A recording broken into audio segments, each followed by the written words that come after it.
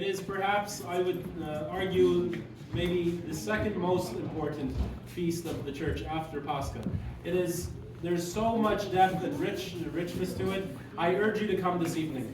I'll talk to you a little bit about that, but in a moment. I also want to encourage you to come tomorrow. Now, you might say, the reason why I'm not going to come tomorrow, Father Paul, is twofold. One, it's on a Monday, and I'm not willing to take the day off. Two, this idea of going down to the beach when the weatherman tells me that it's -5 is way too cold. Okay, let's address that second point. The first point, I think, that's between you and your God. If you're doing well without attending the feast, then, hey, what can I possibly say? We offer back the world to God. We do what Adam refused to do. We do what actually many in society refuse to do. Where the rest of society is taking the world and creating a kind of discombobulation on this earth, we attempt to do the opposite through the blessing of the waters. Those of us who have had enough with corruption, those of us who have had enough with weak governments or governments that are not working for our people, those of us who decry every single time the world has been wrong, it is because we have failed to offer back the world to God. We co-participate, perhaps in that way, of actually keeping it for ourselves, because it's inconvenient. If you've decried communism, you've decried the silliness of the system, if you've decried these kind of, the politics of our times with all these different kind of associations that are trying to make names for themselves, all this division, if that is something that bears down upon you, then I would say it's important for you to come tomorrow and to do the little that we can to offer the world back to God.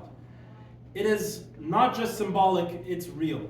In blessing the waters and offering them back to God, God brings the waters down back upon us. The earth belongs to Him.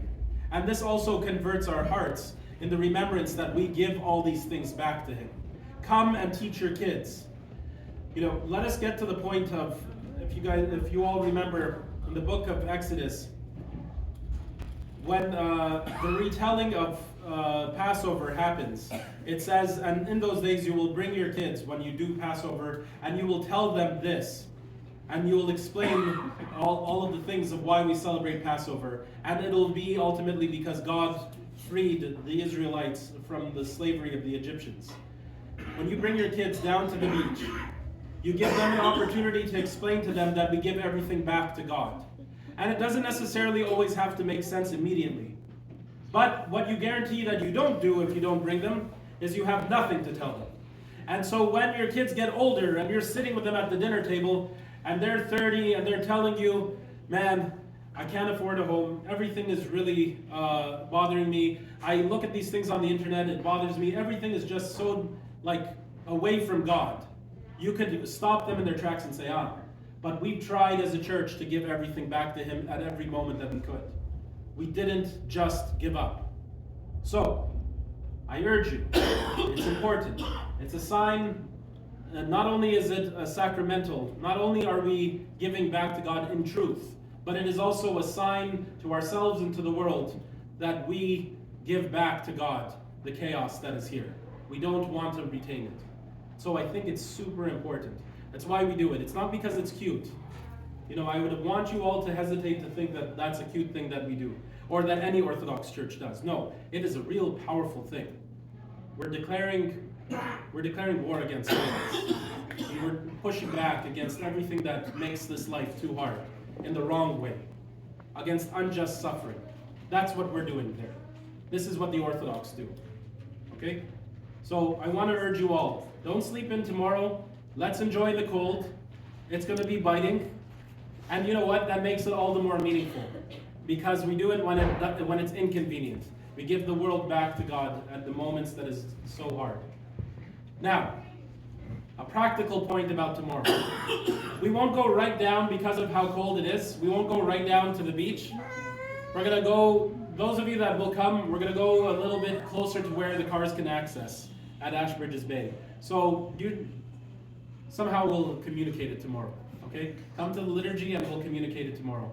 If you're not coming to the liturgy, but somehow you're coming to the blessing of the waters, reach out to Deacon Michael or myself, and we'll give you the exact location. But essentially what it is, when you enter Ashbridges Bay, instead of turning left, just continue to go straight. There's a pier that lets boats into the water.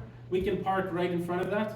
And so it's not going to be a 5-minute hike down to the water. We can bless the waters there. It might be a bit more sheltered. And then we'll go over to McDonald's and eat a Big Mac. Okay? That part is cute. Because we've all figured out that. But everything else, that's for the world. That's for the life of the world. Okay?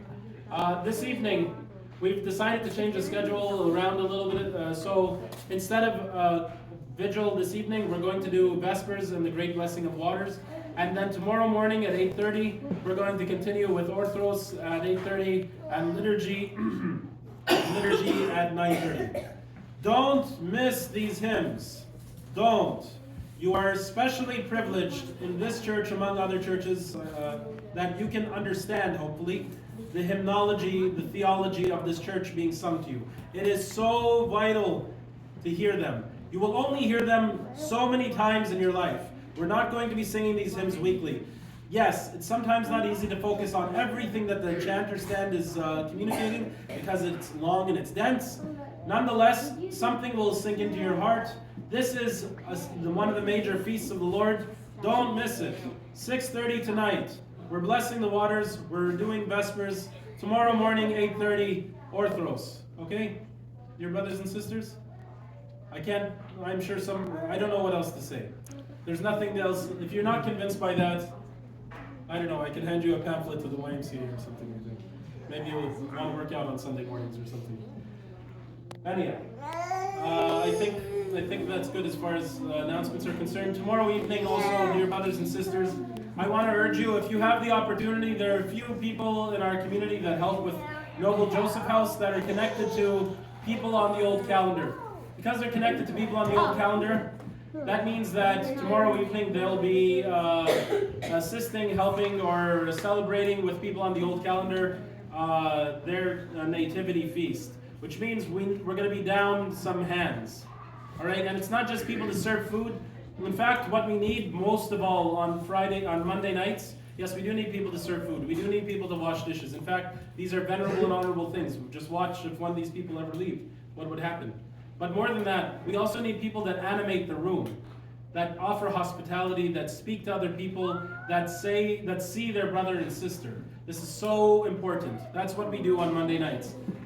You can't, if you're available tomorrow night, please come, help Deacon Michael, because if you are available and you don't, I'll find you and I'll hunt you down. And you get tacos.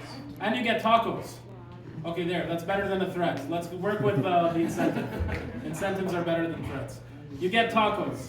Who doesn't like tacos? Where's my son? He likes tacos. All right, with that, I think we're done here. If you need directions for your Google to get to the Blessing of the Waters at the beach, they'll be at Ashbridges Bay Boat Launch. It's basically it. There's a parking lot right there. That's pretty big. Ashbridges Bay Boat Launch. And by the way, if the thing that hinders you from coming is that you don't have a ride, talk to me and we'll figure that out. We'll get everybody there. All right, we will. Okay, so talk to me after this liturgy. You want to attend, you don't have a ride, speak to me, please.